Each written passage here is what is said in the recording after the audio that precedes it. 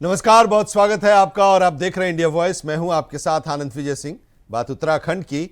मार्च और उत्तराखंड की राजनीति का क्या संबंध है, आज इसी को लेकर हम चर्चा करने जा रहे हैं और अपने मेहमानों के साथ इसके बारे में जरा हम चर्चा करेंगे। लेकिन हम आपको बता दें कि उत्तराखंड की राजनीति में मार्च का महीना कई बार बड़ा उलटफेर लेकर आया है। कभी इस महीने नई सरकार बनी तो कभी सरकारों को बड़ा झटका भी लगा, चाहे बात पूर्व मुख्यमंत्री हरीश रावत की सरकार की हो या फिर पूर्व मुख्यमंत्री और वर्तमान में हरिद्वार से सांसद त्रिवेंद्र सिंह रावत की सरकार की हो। दोनों को मार्च के महीने में ही बड़े राजनीतिक झटके लगे। वहीं मौजूदा समय में जब भी मुख्यमंत्री पुष्कर सिंह धामी दिल्ली के दौरे पर जाते हैं तो सोशल मीडिया पर सरकार बदलने की चर्चाएं भी तेज हो जाती हैं। कुछ लोग इसे राजनीतिक संकेत मानते हैं तो कुछ इसे विपक्ष और राजनीतिक प्रतिद्वंदियों की अटकलें बताते हैं। उत्तराखंड राज्य को बने हुए 25 साल हो चुके हैं। इन 25 सालों में राज्य ने अब तक 10 मुख्यमंत्रियों का कार्यकाल देखा है। पूर्व मुख्यमंत्री भुवन चंद खंडूरी 2 बार मुख्यमंत्री बने, जबकि हरीश रावत 3 बार प्रदेश की मुख्यमंत्री रह चुके हैं। वर्तमान मुख्यमंत्री पुष्कर सिंह धामी भी 2 बार मुख्यमंत्री पद की शपथ ले चुके हैं। राज्य के राजनीतिक इतिहास में अस्थिरता भी देखने को मिली है और इन सालों में उत्तराखंड करीब 20 दिन तक राष्ट्रपति शासन का दौर भी झेल चुका है। और इसी बीच 7 मार्च को केंद्रीय गृह मंत्री अमित शाह हरिद्वार के दौरे पर आ रहे हैं और इसको लेकर कांग्रेस की प्रवक्ता डॉक्टर प्रतिमा सिंह का कहना है कि गृह मंत्री का यह दौरा राज्य सरकार के लिए चुनौतीपूर्ण साबित हो सकता है, क्योंकि इस दौरान सरकार के कामकाज और नेताओं की परफॉर्मेंस की समीक्षा भी हो सकती है। वहीं बीजेपी की प्रदेश महामंत्री दीप्ति रावत ने इन आरोपों को खारिज किया और कहा कि विपक्ष के पास चूंकि मुद्दों की कमी है, इसलिए विपक्ष अफवाहें फैला रहा है। उनका कहना है कि मुख्यमंत्री पुष्कर सिंह धामी के कामकाज की सराहना केंद्र के नेता भी कर चुके हैं। तो राज्य बनने के बाद कई बड़े घटनाक्रम मार्च महीने में ही हुए हैं। राजनीतिक घटनाक्रम की हम बात कर रहे हैं, मार्च महीने में ही हुए हैं। मार्च महीना ऐसा है जिसमें नई सरकार का भी गठन होता है। 5 साल के बाद जब चुनाव होता है तो सरकार गठन, नेतृत्व परिवर्तन और बजट जैसे फैसलों का ये महीना रहा है। लेकिन मार्च महीना ही उत्तराखंड के राजनीतिक घटनाक्रम में इसलिए भी महत्वपूर्ण हो जाता है क्योंकि यहाँ इसी दौरान असंतोष की भावनाएं भी उठती हैं और उसकी वजह से नेतृत्व परिवर्तन भी होता रहा है। तो आज हम चर्चा करने जा रहे हैं। मार्च का महीना है, बजट सत्र भी शुरू होने वाला है, तो मार्च और उत्तराखंड की राजनीति पर आज हम चर्चा करने जा रहे हैं। लेकिन जरा पहले सुन लेते हैं भारतीय जनता पार्टी और कांग्रेस का तर्क मार्च महीने की उत्तराखंड की राजनीतिक घटनाक्रमों को लेकर। जिस तरीके से धामी जी के कार्यकाल में अव्यवस्थाओं से लेकर के प्रदेश बेहाल रहा है, तो ऐसा लगता तो नहीं है कि धामी जी अपना 5 साल का जो कार्यकाल अभी का है वो पूरा कर पाएंगे, क्योंकि जो सबको पता है, जो रिपोर्ट्स यहाँ से गई हैं, ऑब्जर्वर जो थे, और यही वजह थी कि आपको जेपी नड्डा भी यहाँ आए थे बैठक करने के लिए, और अभी अमित शाह जी भी आ रहे हैं 7 तारीख को। तो शायद मुझे ऐसा लग रहा है कि 7 तारीख को अमित शाह जी जो आ रहे हैं तो वो पूरा जो कार्यकाल है उसकी समीक्षा करें, इस पूरे कार्यकाल में क्या किया है और क्या नहीं किया, क्योंकि करना तो करने की जो लिस्ट बहुत छोटी है और किस तरीके से ना करने की जो लिस्ट है वो बहुत लंबी है। तो मुझे लगता है अमित शाह जी आ रहे हैं, देखिए 7 को तय होगा कि धामी जी अपने 5 साल का कार्यकाल पूरा कर पाएंगे या नहीं। देखिए, ये तो मुझे लगता है इस पर कई लोगों ने बहुत बार आपको बयान दिए भी हैं। मुख्यमंत्री जी ने भी कई बार बयान दिए हैं। उन्होंने कई बार एक प्रेस मीडिया में अपने इंटरव्यू में कहा भी कि ये खबर तो हर 15 दिन में एक नई खबर चलती है, तो आज की कोई नई बात ये है नहीं। लेकिन ऐसा है नहीं, आपने देखा कि हमारी पूरी पार्टी अभी जुटी है। अमित शाह जी आ रहे हैं 7 तारीख को कार्यक्रम, बड़ा एक आयोजन, हमारी रैली होनी है हरिद्वार में, सभी लोग उसमें जुटे हैं। 4 साल भी इसी महीने सरकार पूरा करने जा रही है, विधानसभा का सत्र भी होगा और 4 साल पूरे करने पर जो हमारा आगामी कार्यक्रम है श्रीनगर में वो भी संपूर्ण होगा। हम सब यही हैं, आप उसको कार्यक्रम को आप स्वयं उसको देखेंगे। तो आज हम चर्चा इसी पर करने जा रहे हैं क्योंकि कई बड़े राजनीतिक घटनाक्रम उत्तराखंड में मार्च के महीने में हुए और इसीलिए इसे पॉलिटिकल टर्निंग पॉइंट महीना भी माना जाता है। और जब मार्च का महीना आता है तो जाहिर सी बात है कि कई ऐसी घटनाक्रम है जिससे जो वर्तमान शासन रहता है उसमें थोड़ा हलचल थोड़ी तो जरूर दिखाई देती है। और कांग्रेस इसी को लेकर आज कह भी रही है कि अमित शाह आने वाले हैं, गृह मंत्री अमित शाह का दौरा होने वाला है, तो वो एक झटका देने की कांग्रेस कोशिश कर रही है भारतीय जनता पार्टी पर दबाव बनाने की। हमारे साथ आज चर्चा में कमलेश रमन जी हैं, प्रदेश प्रवक्ता भारतीय जनता पार्टी की, उनसे हम समझेंगे। बहुत स्वागत है मैम आपका। डॉक्टर प्रतिमा सिंह, कांग्रेस की प्रदेश प्रवक्ता, हमारे साथ जुड़ी हुई हैं और इनका कहना है कि अमित शाह जी आ रहे हैं इसीलिए कि कई वादे किए अभी पूरा नहीं हुआ है, तो मार्च का महीना आपके लिए कितना इस बार का जो महीना है शायद आपके लिए संकट पैदा करे। इनसे जवाब मांगेंगे हम, तर्क का आधार क्या है। और इसके साथ ही जयसिंह रावत जी, वरिष्ठ पत्रकार, भी हमारे साथ जुड़े हुए हैं। बहुत स्वागत है सर आपका। शुरुआत जयसिंह रावत जी आप ही से।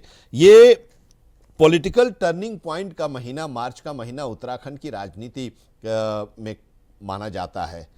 जरा आप बताइए कि वाकई ऐसा अभी भी है या कुछ ये इस तरह की परिस्थितियां उत्पन्न हुई और मार्च में ही पैदा हो गई वो परिस्थितियां, इसलिए उसको हमेशा मार्च में वाकई जो सत्ता में रहता है वो थोड़ा डरा हुआ रहता है क्या?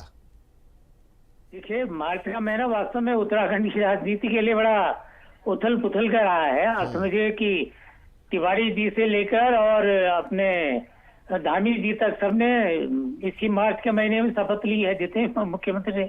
और 2016 का अगर आपको याद हो, जब इतनी उथल पुथल हुई थी, जब हरीश रावत मुख्यमंत्री थे, विधानसभा में कांग्रेस में बगावत हो गई थी और अदालत से के हस्तक्षेप के बाद ही उनकी सरकार बहाल हुई थी। तो ये मार्च का महीना ही था जब बगावत हुई।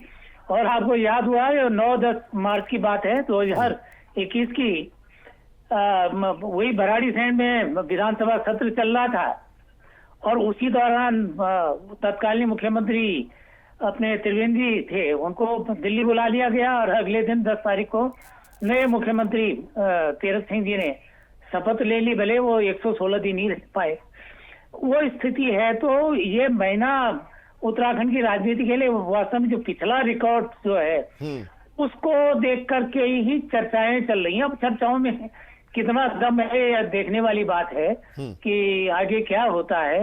लेकिन मुझे बहुत ज्यादा इस बार अभी लग नहीं रहा है उथल पुथल का, संभावना कम ही लग रही है। ठीक है। अब प्रतिमा सिंह जी, जरा ये बताइए, ये एक राजनीतिक संदेश देने के लिए ये बयान आ रहा है कि टर्निंग पॉइंट महीना है और अमित शाह जी के दौरे से जोड़कर आप लोग इसको देख रही हैं? टर्निंग पॉइंट की बात वर्ष की नहीं है, बात में पूरे कार्यकाल और 4 साल का जो कार्यकाल रहा है आपने देखा, और 4 साल के ऊपर भाजपा के कार्यकाल की बात करें तो 9 साल का कार्यकाल है और 9 सालों में जिस तरीके से अव्यवस्था इस प्रदेश में व्याप्त है, ये आपके और हमारे समक्ष है। हम में से किसी से छुपा नहीं हुआ है कि पूरे प्रदेश का हाल जो है वो बेहाल है।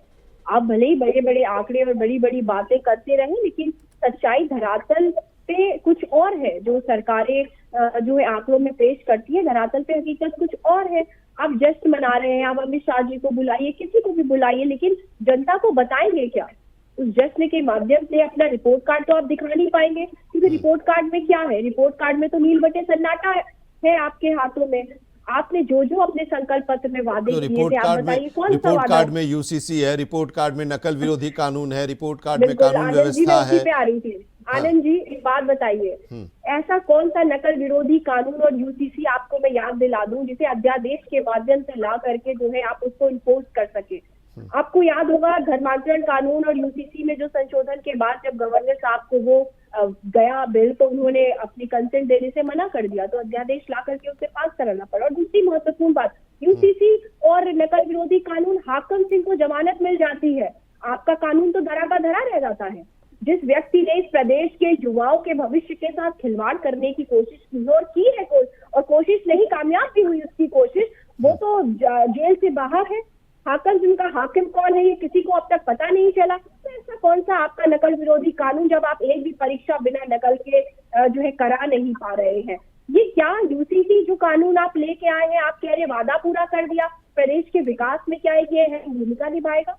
महिलाओं की सुरक्षा आपका वादा था, आप महिलाओं को सुरक्षा प्रदान कर नहीं पा रहे हैं। अंकिता भंडारी प्रकरण आपके समक्ष है। वीआईपी कौन है अगर ये बताने अमित शाह जी आ रहे हैं, और वीआईपी का पता उनके खुद के विधायक की धर्मपत्नी ने बताया, अगर उसके खिलाफ कार्रवाई क्या कर रहे हैं ये बताने अमित शाह जी आ रहे हैं, तो मुझे लगता है कि पूरा प्रदेश और प्रदेश की हर महिला शक्ति अमित शाह जी का स्वागत करेगी ठीक कि है। आइए बताइए वीआईपी के खिलाफ क्या कार्रवाई कर रहे हैं।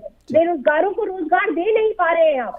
आज स्थिति उत्तराखंड की इतनी दयनीय हो चुकी है कि अगर मैं सेक्स रेशियो की बात करूं, लिंगानुपात जिसको कहते हैं, वो खुद सरकारी आंकड़ा है, इसे तो आप झुठला भी नहीं सकते। 868 महिलाएं 1000 पुरुषों पर है। ये देश में सबसे ज्यादा दयनीय आंकड़ा है अगर वेस्ट बंगाल के बाद की बात करें तो ये ठीक है। ये तो स्थिति खराब है। ठीक है, कमलेश बेटी बचाओ, नमन जी बेटी इसका पढ़ाओ जवाब की बात देंगे। करते हैं। कमलेश नमन जी इसका जवाब देंगे, लेकिन साथ ही में हम ये भी बताइए कि क्या ये एक संयोग है मार्च का महीना, या वाकई राजनीतिक रणनीति का एक हिस्सा है? कहीं आप लोगों को मार्च का महीना जब आता है तो आप लोगों, जब आप सत्ता में होते हैं तो आपके अंदर डर पैदा तो नहीं होने लगता? नहीं नहीं विजय जी, देखिए हमारे लिए हर दिन मुफीद है और हमारे लिए बिल्कुल बेस्ट है, हर दिन बेस्ट है। भारतीय जनता पार्टी को तो प्रदेश की जनता ने बार बार आशीर्वाद दिया है, तो हमारे लिए कोई दिन खराब नहीं है। हाँ, खराब कांग्रेस के लिए हो सकता है, जो केवल और केवल राजनीतिक चश्मे से तराजू में तोलने का काम करती है। अब देखिए, कांग्रेस की कोई सुन नहीं रहा, प्रदेश में जनता नहीं सुन रही है और उनके नेताओं की, उनके हाईकमान नहीं सुन रहे हैं। यहाँ उनके जो प्रदेश के नेता आपस में एक दूसरे की नहीं सुन रहे हैं, तो जाहिर सी बात है उनके लिए दिन खराब हो सकते हैं। लेकिन भारतीय जनता पार्टी को भरपूर आशीर्वाद जनता का मिल रहा है और माननीय अमित शाह जी जो हमारे गृह मंत्री हैं, जब वो कल देवों की भूमि हरिद्वार में यहाँ पहुंचेंगे तो हमारे 4 साल जो पुष्कर सिंह धामी जी के नेतृत्व में हुए हैं, जिनमें बेस्ट से बेस्ट काम हुआ है, ऐतिहासिक निर्णय लिए गए हैं, योजनाएं धरातल पर उतरी हैं और जो हमारी मातृशक्ति है उसको आत्मनिर्भर बनाने के लिए हमने जो काम किया है, युवाओं को जो हमने जो है आगे रोजगार से जोड़ने का काम किया है, तो जाहिर सी बात है कि जब अमित शाह जी यहाँ पर आएंगे तो इन सारी चीजों पर भी चर्चा होगी और प्रदेश की जनता को संबोधित भी करेंगे और क्या और हम बेहतर करेंगे, क्या हम और ऐतिहासिक निर्णय लेंगे, इस पर भी मुझे लगता है कि चर्चा होगी। लेकिन कांग्रेस को परेशानी हो जाती है जब भी कोई दिल्ली से भारतीय जनता पार्टी का शीर्ष नेतृत्व पहुंचता है, क्योंकि उनको डर सता रहा है, उनको ये डर सता रहा है कहीं तीसरी बार भी, क्योंकि भारतीय जनता पार्टी आ रही है और जनता आशीर्वाद दे रही है, तो ये परेशान है और परेशानी में अनगढ़ बयानबाजी भी कर रहे हैं और सत्ता पक्ष को इस तरीके से आकलन कर रहे हैं कि जी भाई वो एंटी इनकम्बेंसी होगी तो इनको फायदा मिल जाएगा। अभी मैं आज ही सुबह इनके बड़े नेता माननीय हरीश रावत जी की पोस्ट देख रही थी और उस पोस्ट में उन्होंने कहा कि अब मैं जा रहा हूं अपने जो शीर्ष नेतृत्व है उनका दरवाजा खटखटाने, क्योंकि मेरी यहाँ कोई सुन नहीं रहा है, मेरी तरफ कोई यहाँ देख नहीं रहा, तो जाहिर सी बात है कभी कभी दरवाजा खटखटा देना चाहिए।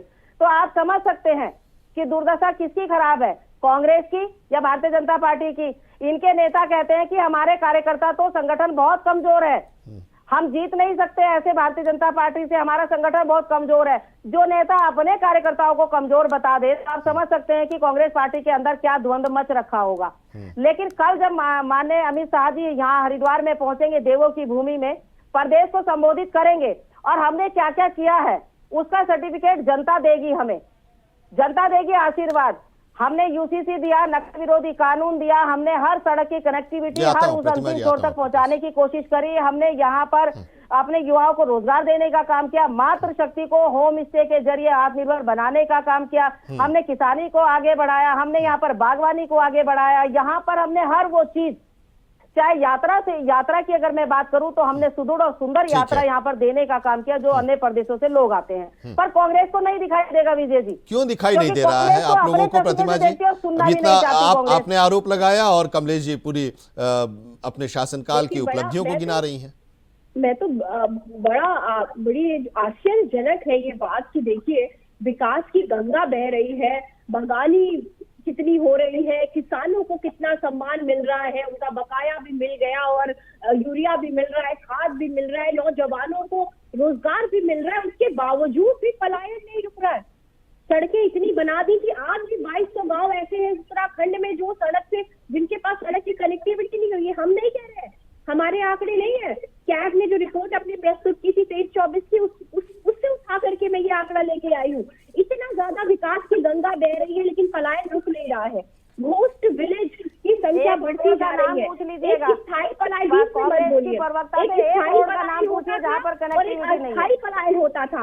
भारतीय जनता पार्टी के कार्यकाल में स्थायी पलायन बढ़ा है, और ये भी क्या की रिपोर्ट कह रही है। और दूसरी बात, 10 सेकंड दीजिएगा मुझे, मैं भाजपा के प्रवक्ता की बात का जवाब दे दूं। देखिए, आशीर्वाद आपको जनता नहीं दे रही है, वोट चोरी करके आप सत्ता पे काबिज हो रहे हैं, और इसका सबूत कई बार माननीय राहुल गांधी जी दे चुके हैं। दूसरी बात, माननीय हरीश रावत जी की पोस्ट में ये कहीं नहीं लिखा कि मैं दिल्ली का दरवाजा खटखटाने जा रहा हूँ। उन्होंने कहा मैं दिल्ली दौरे पर जा रहा हूँ, मेरा एक लंबा प्रवास दिल्ली में रहा है, और वहां मैं अपने उस प्रवास के दिनों की जो यादें हैं वो ताजा करने जाऊंगा। तो मैनिपुलेट करने की जरूरत नहीं है, एक बड़ा नेता दिल्ली जा सकता है।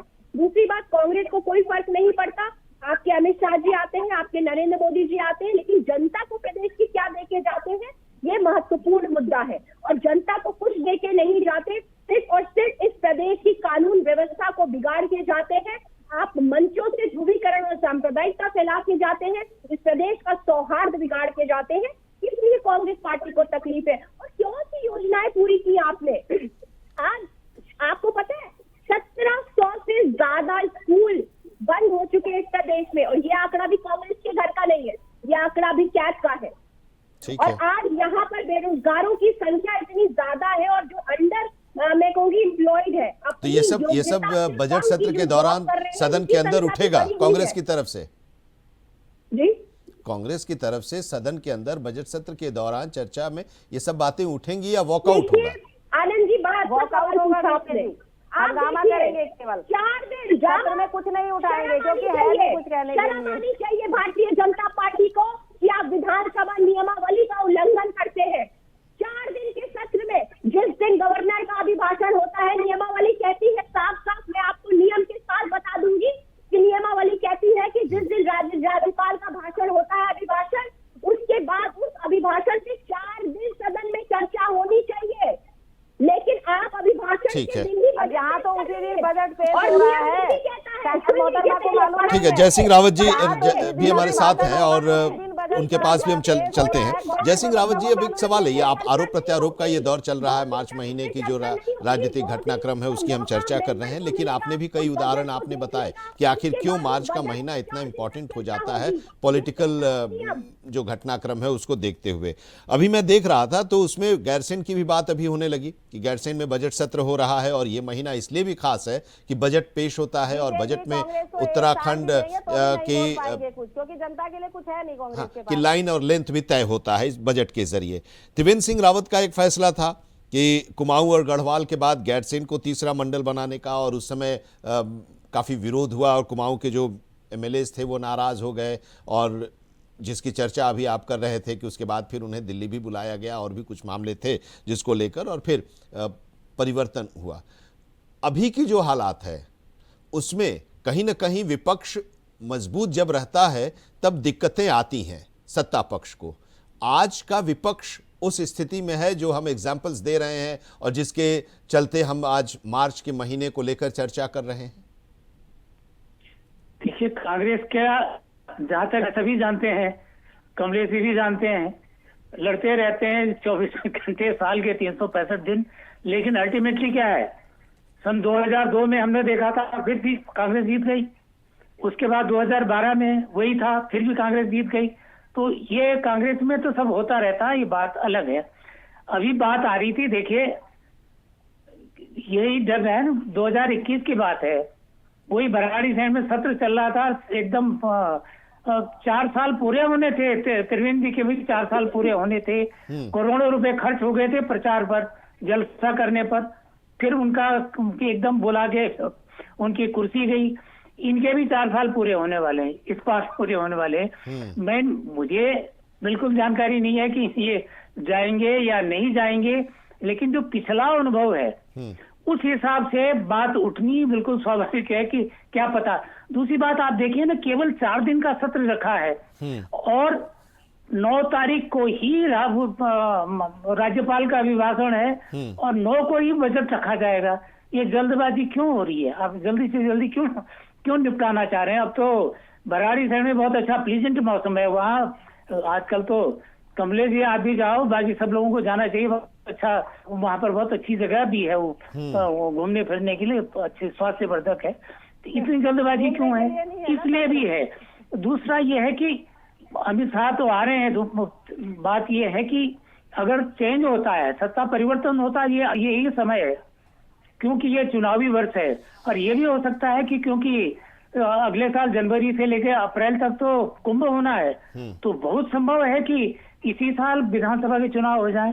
तो अगर कुछ परिवर्तन होगा, अगर होगा, मैं नहीं कह रहा होगा, अगर होगा तो जल्दी से जल्दी होना है, क्योंकि धामी सरकार ने निश्चित रूप से कुछ काम अच्छे किए हैं, प्रतिमा जी कुछ काम निश्चित रूप से अच्छे हुए हैं, लेकिन कुछ काम कंट्रोवर्शियल भी हुए हैं। अब अभी जैसे अभी धर्मांतरण की बात आ रही है, धर्मांतरण का मामला अदालत में है, जुडिशियल प्रीव्यू में है, यूसीसी का मामला भी अदालत में है, और लगातार 2 बार चुनाव जीते हैं। तो आप अच्छा भी काम करो, एंटी इनकम्बेंसी होती ही है।